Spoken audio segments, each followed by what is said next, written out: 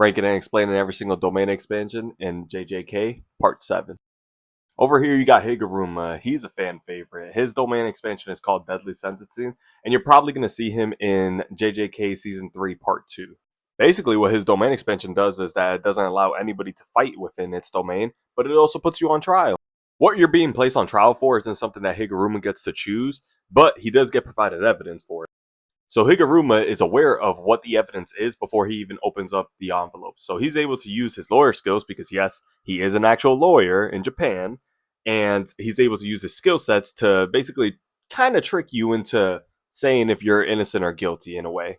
Now, I won't say 100% if he's tricking you or not, but just know that he's good at his job. Now, you're not found guilty or innocent by a jury of your peers inside this domain expansion. What happens is that judgment, the Shikigami that is created inside of this domain expansion, basically says whether you're guilty or not. And it also states what you're being put on trial for. So it could be either something from the 5th grade or it could be something from like yesterday. Now, there's a couple things that judgment could do if you're guilty. One of them is called confiscation, which basically takes away something from you. Now, in this case, it took away Yuji's cursed energy. You are able to request a retrial, though. However, what you're being put back on trial for will differ from the thing that you originally were put on trial for. And if judgment really doesn't like that you're guilty this time around, they could put the death penalty on you. And what that does is give Higuruma a nice little tool. So Higuruma has this mallet that can transform into different things.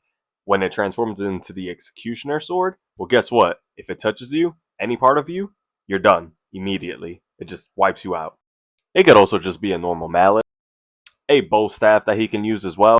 And if he's really feeling it, then he could turn that bow staff to have a giant mallet at the end of it to squash you with.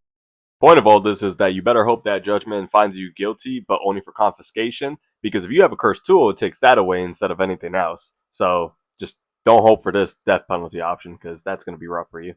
And if you like the info, subscribe to my YouTube. You'll get a bunch more about JJK.